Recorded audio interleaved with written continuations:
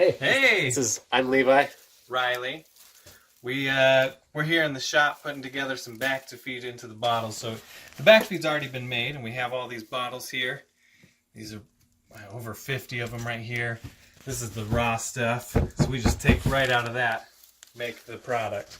Bactifeed is right here.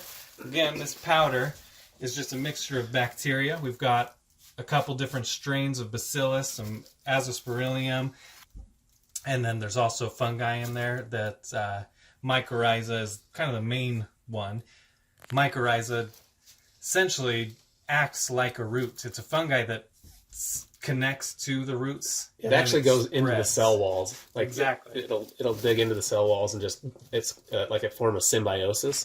So yeah, it's pretty awesome. Pulls up water and nutrients. Yeah, and it actually sometimes they'll even grab little teeny bugs, the mycorrhiza, so it'll look like the roots are grabbing bugs, and they'll drill a little hole in the bug's head and kill the bug. So it's almost like a natural pesticide, insecticide, and then it draws nitrogen out of the bug. Really weird. It doesn't happen all the time, but it'll occasionally do that kind of thing because it's a living thing and it needs to fight and protect the root system, and it needs to protect itself from all this stuff and draw in more nutrients. And yeah, it'll go into rocks, put an acid on it, and start drilling into rocks and start mining all the nutrients that are, what is that called? Minerals. Minerals, yeah. Yeah, minerals that are coming out of rocks. And then what the bacteria do is, I just keep playing with this, it's so soft. The bacteria will, once they activate, so in a dry form, they're inactive. It takes about 6 hours roughly for them to activate once they get in water. And then every 20 minutes, they're doubling. There's also food in this powder for them to eat. So they start eating that food and releasing it as enzymes that are readily available for the crop.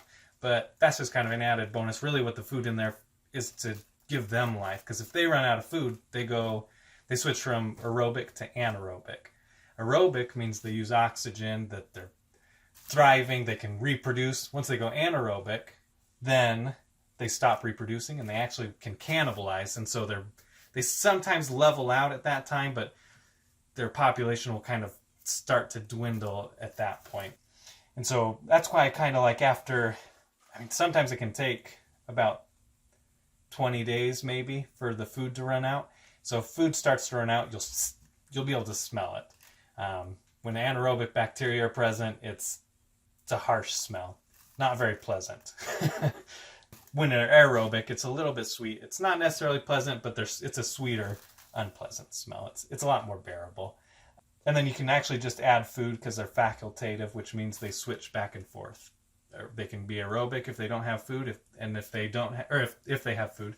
If they don't have food, they switch to anaerobic because they need to survive. So.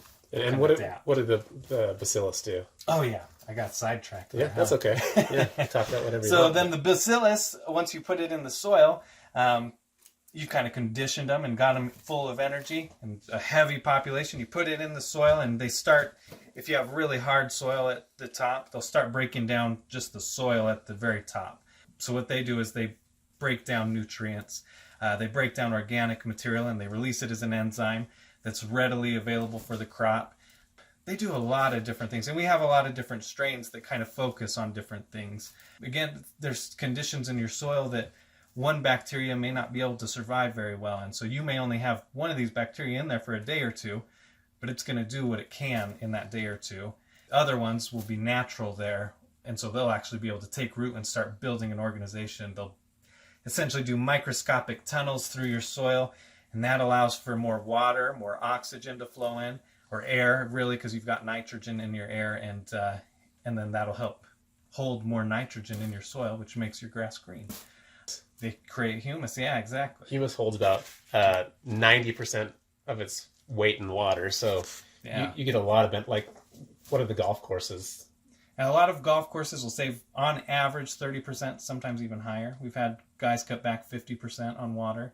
On fertilizer as well, because you're breaking down nutrients, you get more use out of what's already in there. You've put years and years of fertilizer on, likely. So after years, and I can't remember the exact percent right now off the top of my head, I'm sorry. Only a certain percent of it gets used. It's less than 50%, I'm pretty sure. gets used. The rest of it gets tied up in your soil. And so it's just there, and it's in an unavailable state or a very slowly available state. And it depends on your bacteria in the soil. So you may have a buildup from years and years of fertilizing. So once you start putting bacteria on there, they can start working that unused fertilizer. You've got so much of it. And so they start breaking that apart, and then you get to use less fertilizer. We've had guys actually eliminate the use of fertilizer for a couple of years. They had to put more on afterwards, but after a couple of years, because they start to deplete what's in there, what's been stored in there for so long. But I mean, that's 2-3 years of not using any fertilizer. I don't necessarily recommend it because it just depends on your soil. You may be able to get away with that, you may not. Farmers, and that's what a lot of this is. He's been working with farmers for how long? I think almost 8 years. It seems like a long time. I feel like I'm not that old, but I'm getting older. And so I've been working with farmers for almost 8 years, and we've my dad developed this almost 20 years ago. Might have been 20 years ago. Thought, well, he's probably just a good salesman. It has nothing to do with the product. I don't know. But then I started working with him, and he really cared about what the farmers were saying. We visited a farmer, and he didn't see the results, and we went out and we probed the fields and we checked on it, and he gave them some product and kind of said, well, let's try this. Let's go a little heavier. It looks like you've got some really hard soils. You're working with clay. It takes a little bit longer to get down in there, to work your way past that surface. So we worked with them, and about 60 days later, they saw the results, and they're still using Bactifeed today. So we see that kind of thing a lot. And I had somebody earlier this year say, oh, you know what, I didn't see anything. So I don't need any this year. So I was like, okay, that's all right. I'll look at your soils. And I looked at their soils, and their soils looked great. And I thought, well, I'm seeing something, but if they're not, I'm not going to push it. That's okay. You want to see the results. If you don't see it, it's not worth it to you. And then about 2 months later, he got his tests back for his alfalfa. And he said, I need more of it.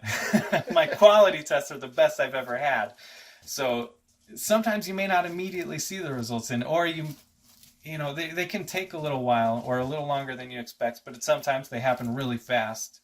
We had somebody use it on their lawn who was getting burn marks right by their white vinyl fence, and they applied it, and within 30 days, those burn marks were gone. And it was only getting hotter, so it's not like we were going into fall and it was just getting cooler.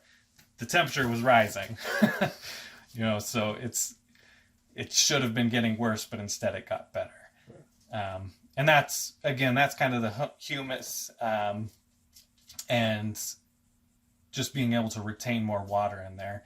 If you can hold more water, it's less likely to get burned and dry out and stuff. So yeah, so there's a lot of benefits to it. I'm sure we'll talk about more and more of them, and we're always learning more too. I mean, there's so many studies out there now, and I started doing this, I kept getting called snake oil salesman because it wasn't that well established. It's starting to. Yeah, now major magazines and farmers that used to call me a snake oil salesman are really fond of the product and are seeing the importance that you need biological activity in your soil. That's the life in your soil. It's a living organism down there. It's exactly. We have a lot of fun doing this. Levi's awesome, great.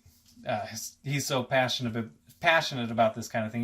We've been friends for a long time, and even before we worked together, he always was looking at these kinds of things and gardening and doing composting and doing, he's built some interesting things for his garden too, the heaps and the... Yeah. So you've done really cool culture beds.